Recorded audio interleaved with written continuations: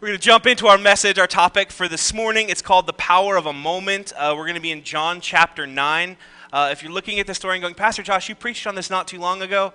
That's true, I did, but in the schedule of how we made the preaching schedule and how the verses fell, I got this one again. So apparently I didn't learn enough from the Lord the last time I preached on this, so he wanted me to read it and learn about it again. So, because you know the best messages pastors ever preached are the ones that they are learning actively from themselves. If you ever walk out and the pastor preached a dud, he didn't learn anything from the Bible when he taught that one to you. So that's why if you walk out and go, wow, that was really good. Yeah, the first person the pastor was preaching to that week was himself. Or one of his children. Anyway, really wanted them to get that point. No, so this story is Jesus he's walking, and there is a blind man. They see a blind man, and his disciples ask him a very prominent cultural question, because it was a cultural belief in that time that if a physical ailment came upon you or you were born with a physical disability, that it was because either sin you had committed or sins that your parents had committed that you had this deformity or this whatever it was. And so they see a man who was born blind, and they look at him and they say, Jesus, did he sin or did his parents sin that's the reason he's blind? And Jesus said neither. It is so that the glory of God could be revealed that this man was born this way. And he goes up to him and he asks him if he wants to see, and the man says yes, he does. And so Jesus does the grossest miracle in the entire Bible. He spits on the ground, makes mud, puts it on the man's eyes, and tells him to go wash his eyes, and when he comes back he can see.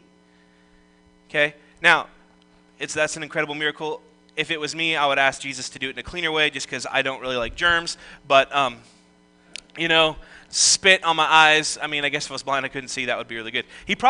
Technically he was blind. He didn't even know Jesus spit and made mud. So it was all good. But anyway, the things that go through my head, I'm telling you. It's scary to live in here, guys. So anyway, Jesus heals him. He comes back and he's walking through town, and all these people start seeing this guy, and they're like, isn't this the guy who was born blind? Isn't this the man born blind? All this kind of stuff. And they go, and he goes, yes. They go, well, how can you see now? And he goes, this Jesus healed me. And then they all are like, oh, he healed you, but it's the Sabbath. So it gets back to the Pharisees that Jesus healed on the Sabbath, and the Pharisees already don't like Jesus for, because he does things on the Sabbath that they don't think he should do, and all of these things. So it gets to him, and they start talking to him, and they bring the man in to speak to them, and they say, well, what happened? And so he tells them the whole story, and they go, well, we don't want to listen to you anymore. So then they bring in his parents, and they say, is this your son? And they say, yes. They go, was he born blind? Yes, we know he was born blind. He's our son. Okay, well, then what? And so they say, well, he can answer for himself. And they didn't want to answer the Pharisees because they knew they would kick them out of the synagogue if they said, well, no, he was obviously healed. And so they go back, and they start talking to this man again. And he goes, it's one of the best passages in the entire chapter, is because he looks at me and he goes, listen, didn't I already tell you all of this? Do you want to be his disciples too? Which, of course, just further angers the Pharisees, right? They're like so far, just so upset. And they finally go, we are not disciples, we're disciples of Moses. And they kick him out of the synagogue, and then he goes and he finds Jesus and becomes a follower and a disciple of Jesus in this moment. But I love, there's so many things that we're going to unpack from this story that are kind of going to follow our Reignite 2021 things that we've been talking about and are going to continue to talk about throughout the world. But the first thing I kind of want to look at is the first part of the chapter, verses 1 through 5. It's what I kind of call karma debunked, right? And exactly what Jesus is. It says as Jesus was walking along, he saw a man who had been blind from birth. Rabbi, his disciples asked him, why was this man born blind? Was it because of his own sins or his parents' sins?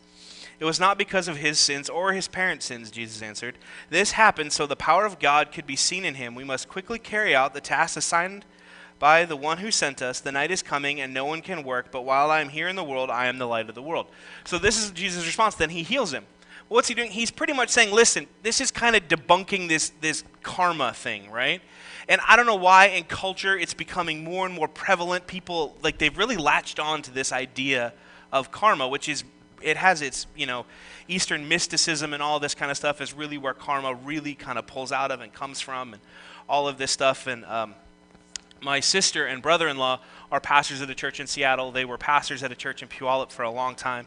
And they had a lot of friends who, when their youth pastor moved down to California and planted a church, that they all went with him. And he's like, and my brother-in-law, I was talking to him, and he goes, I don't know what it is with all these people. He goes, the second they move to LA, he goes, they all get into astrology.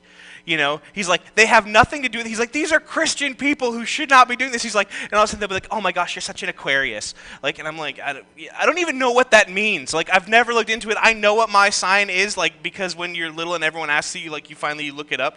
And I remember being a kid and being like, well, that's really cool. It's a scorpion, right? Because as like a little boy, why would a scorpion not be cool? But like, other than that, I'm like, they're like, oh, but you're this and that. I'm like, no, there is no reason that whatever like star thing in the sky has anything to do with my life.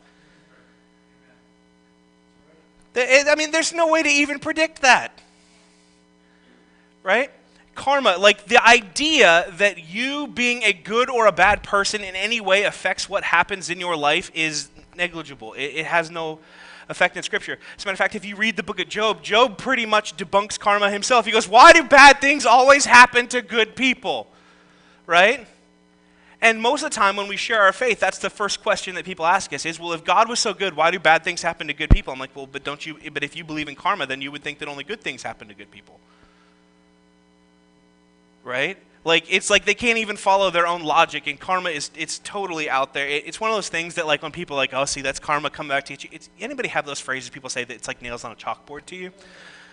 Starting to find out I have more than I thought I did, but that's one of them. Every time somebody brings up karma, they're like, oh, see, karma. And I'm like, no. Like, maybe something just went wrong. My car broke down, and I don't see, it's karma coming back to get me. I'm like, no, maybe you should have found a better mechanic. I don't know what to tell you. I did blah, blah, blah, blah, blah, and I didn't, no, you didn't plan for your day. Now your day's in shambles. Like, that's not karma coming to get you. That's you being lazy the day before. Like, you know, there's all of these things that go into it. That karma, it's just completely worthless, and Jesus pretty much debunks it. The rest of the Bible will debunk it time and time and time again. But that's kind of an aside. Like, every time I read that, and I was like, well, that pretty much disproves it right there. So, he wasn't born blind because of any sin that he had in his life or any sin that his parents had in their lives. He was born this way. God allowed him to be born this way so that his power could be at work, so that people could see a miraculous example of the power of Jesus. So the first thing we're going to take a look at is the blind man's experience with Christ left him forever changed. And for the truth is, for all of us, there's that power of a moment, that moment when we encounter the power of Jesus, when we encounter the reality of Jesus, we encounter the saving grace of Jesus, it leaves us forever changed.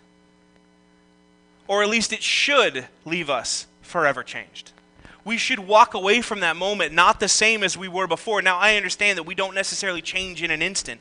I believe, yes, some people are radically delivered and other people got to work their way through it.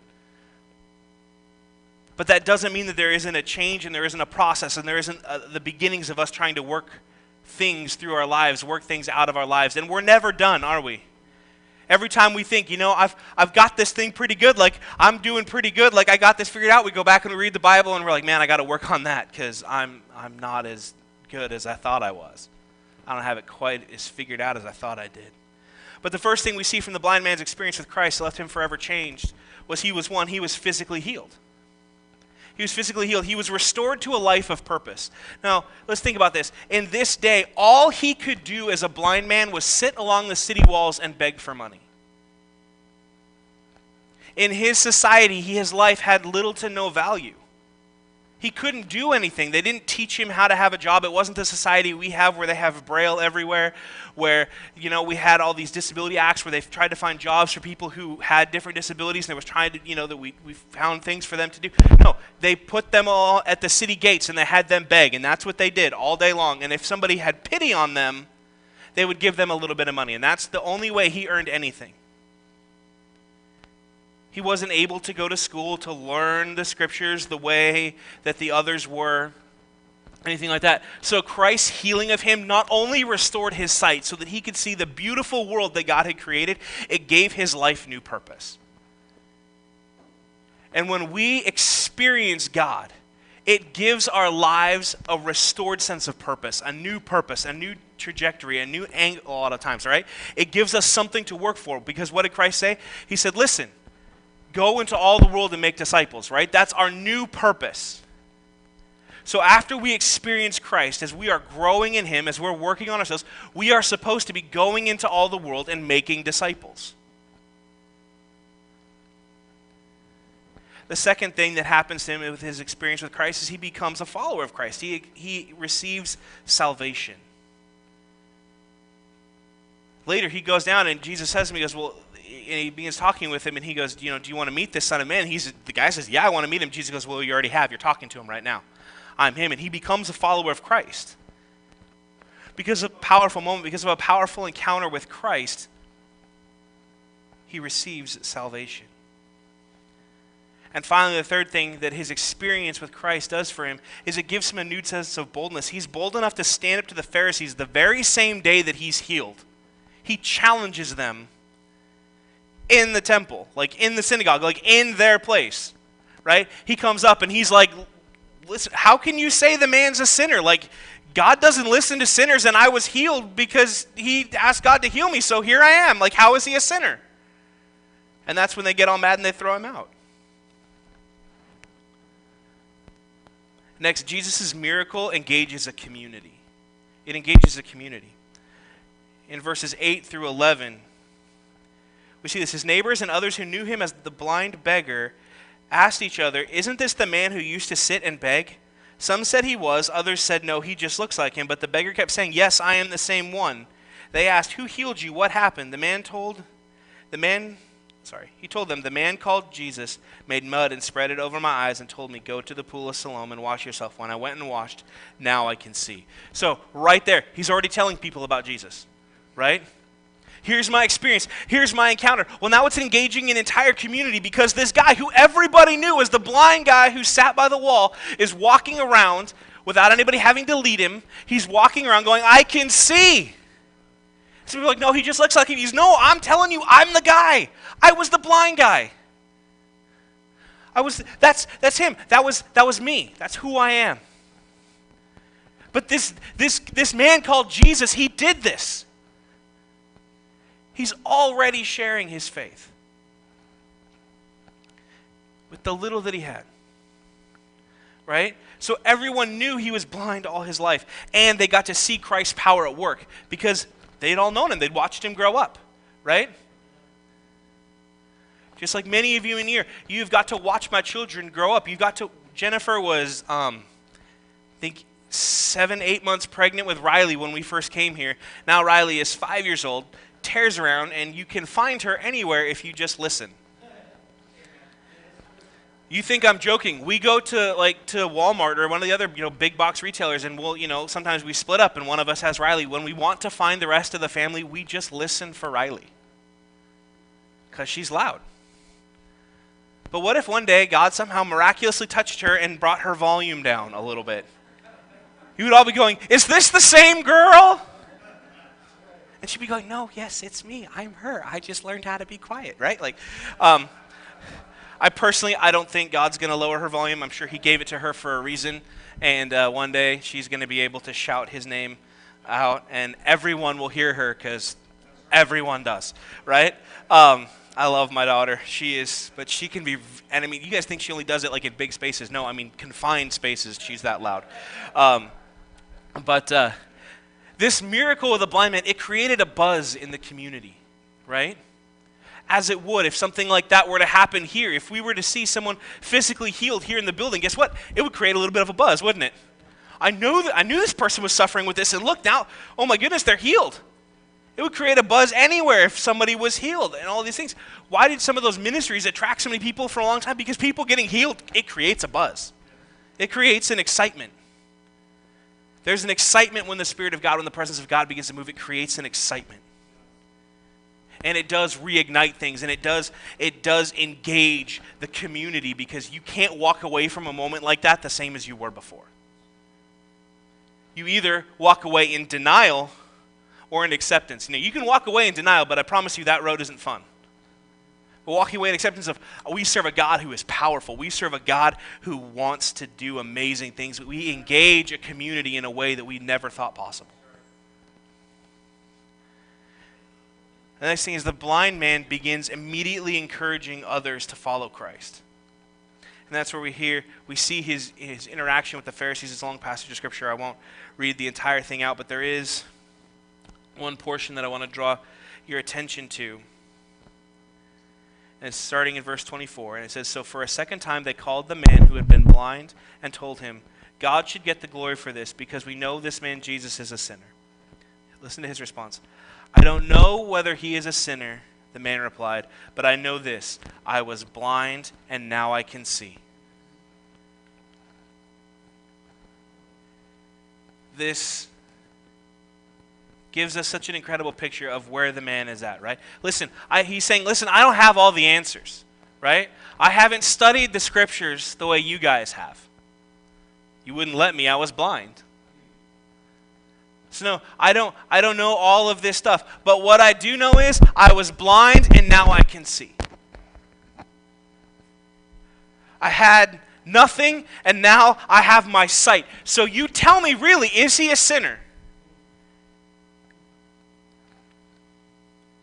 He asks the Pharisees, he goes, listen, you keep asking me because you want to become his disciples too?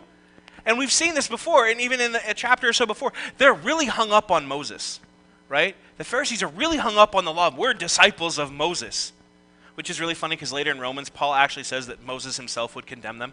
So, it's, he's like, listen, you think you're all about Moses, but Moses himself... It's either Paul or it might have actually been Jesus. I'd have to go back. But what it pretty much said, Moses himself would reject you for what you're doing because this is not what he had in mind.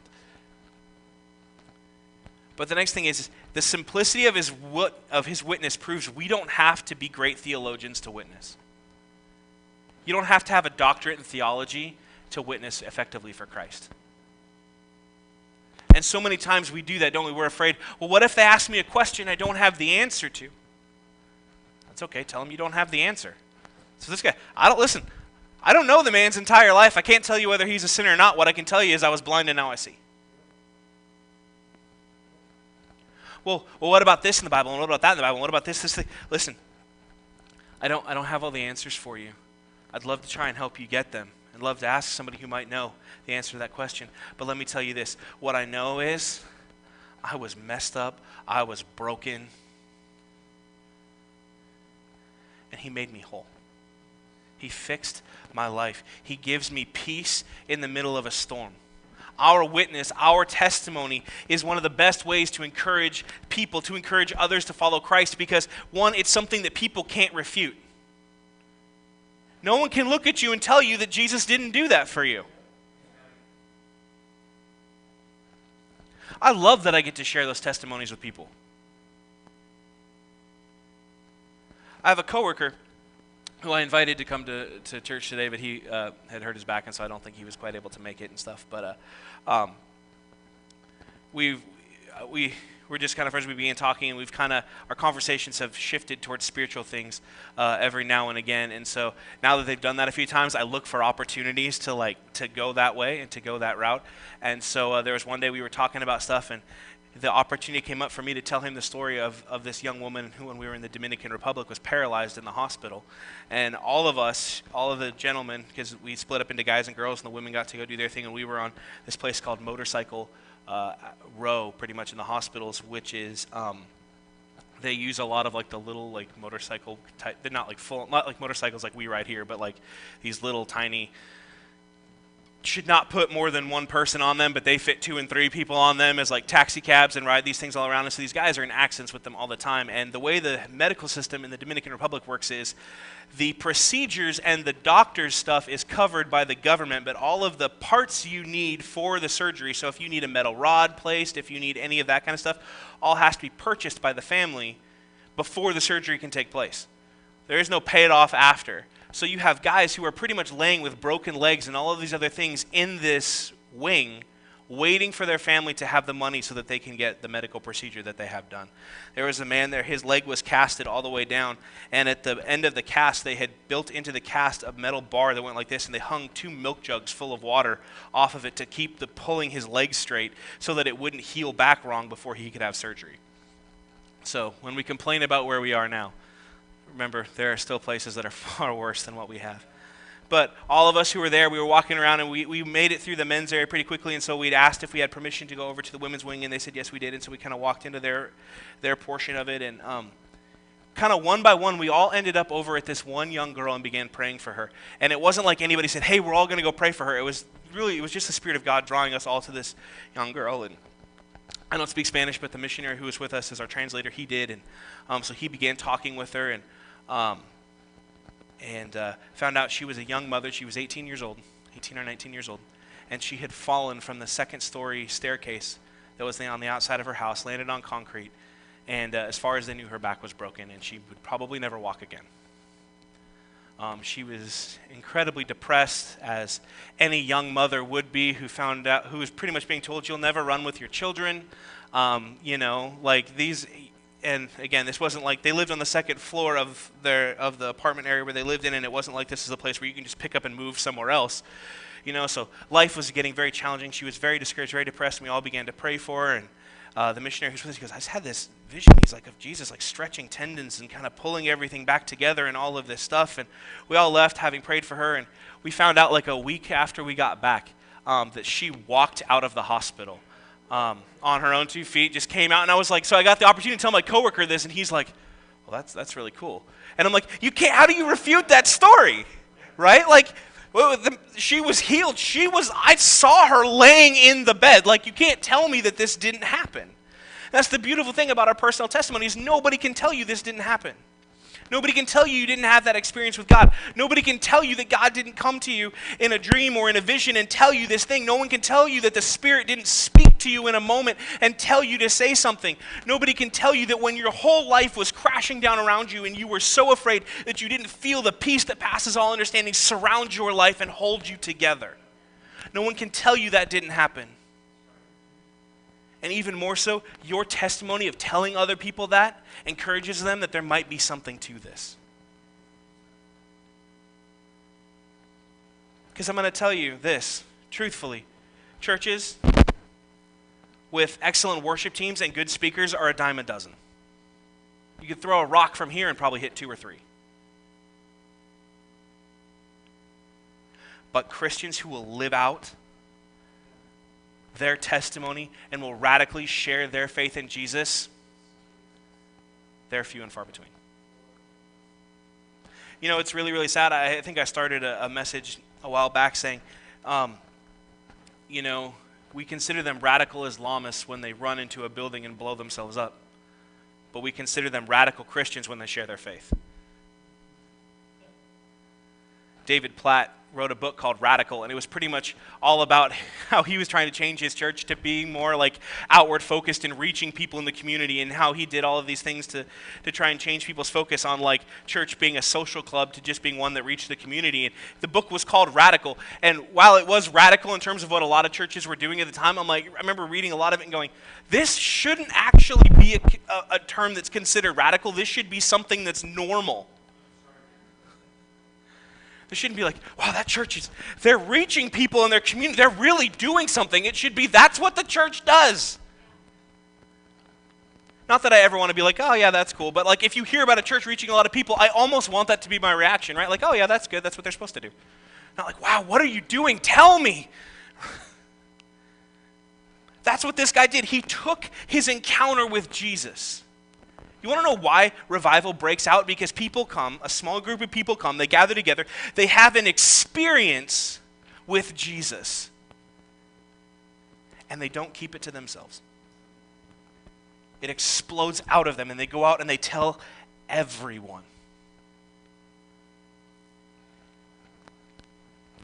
So the last thing we're going to talk about is the last portion of this passage of Scripture, which is a lot less exciting than the first part. It's the part about being spiritually blind.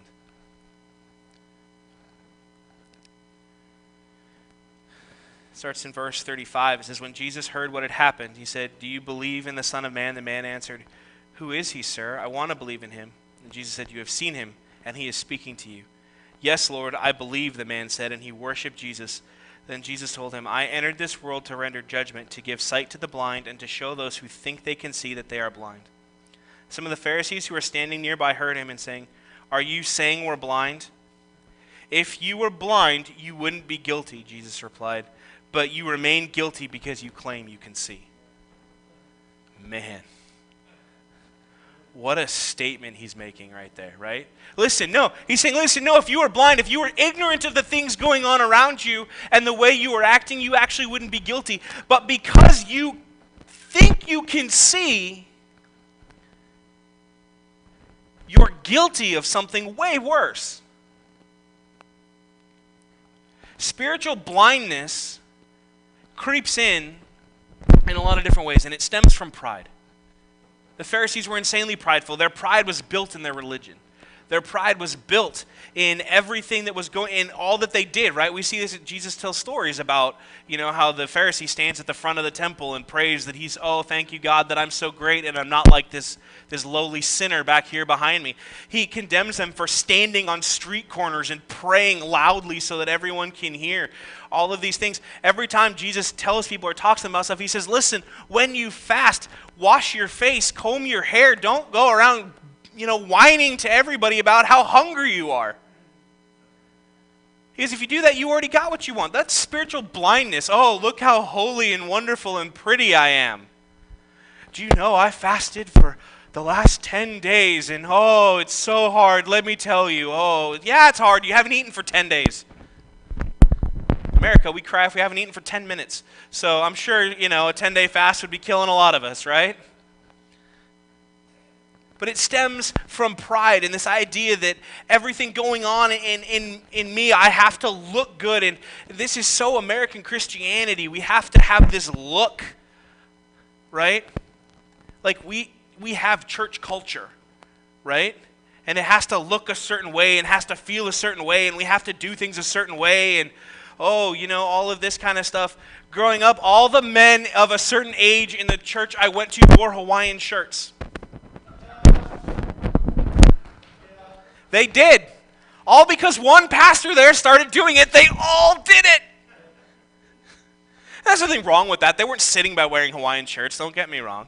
But it's like we create this culture, and sometimes we're more in love with church culture than we are with Jesus. And that's where spiritual blindness sets in. And that's where problems in the church set in. Do you know that Proverbs 13:10 says, pride leads to conflict. Those who take advice are wise. Of course, pride leads to conflict. Because when we become so spiritually blind, we become more in love with church culture, more in love with the way a church operates than what it's supposed to be doing, it creates conflict. Because, but this is how the church operates. This is what we do, and this is, no. What we do is make disciples. If we choose to do that differently than the way we've done it before, we're not sinning. We're trying a new approach. Just like if you discipline a child one way and it doesn't work, you try a different approach next time, right? This is the kind of thing that we have to do. Spiritual blindness becomes more in love with the programs of a church than the people of a church. And it's dangerous because it leads to destruction. Proverbs 16:18 says, pride goes before destruction and haughtiness before the fall. Pride will inevitably always lead to destruction because pride says, I know better, I know best, my will be done. Wisdom says, God knows best, his will be done. And I'm willing to take advice from him. We see throughout the Gospels that Jesus has strong words for the Pharisees. In Matthew 15 and Matthew 23, two other times he calls them blind guides. One time he says, listen, when you are blind guides, you're the blind leading the blind. He goes, don't you understand you both end up in ditches? If no one can see where they're going, don't follow that person. None of us would sign up to go on a mountain climb with Stevie Wonder, right? Because it would be a really bad idea. I'd sit down to learn how to play the piano from him, But if you couldn't see, you wouldn't want that person leading you on a trail.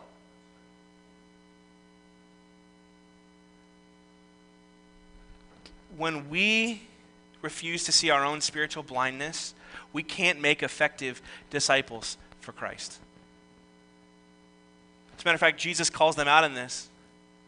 also, the Pharisees, he says, listen, he goes, you blind guides, he said, you will cross the sea to make one convert, and then you will make them twice the sons of hell you already are.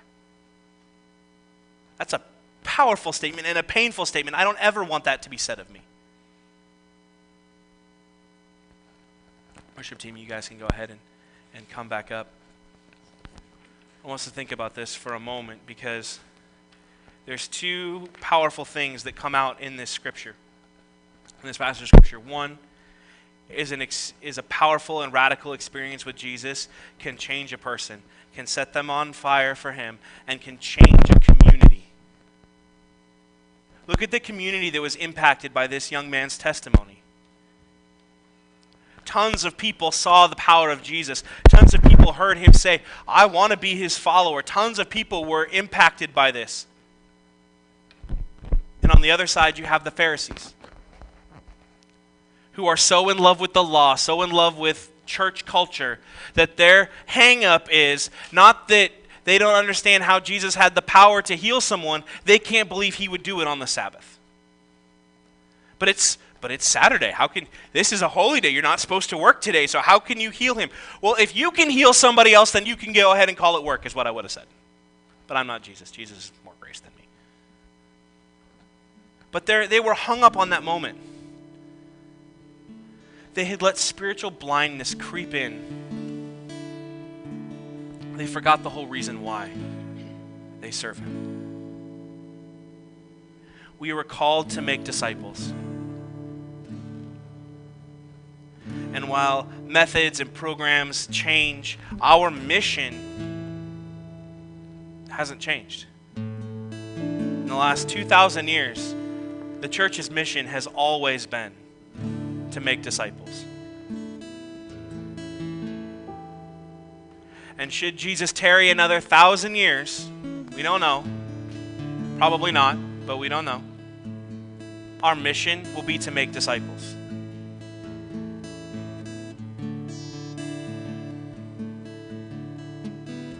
That's our job, friends. And our job is to not be so in love with the way church was or the way we want church to be, but to be with the fact that, are we bringing people to Christ? Are we making disciples? You guys have heard pastors say it for years. The baptismal tank should be the busiest place in the church.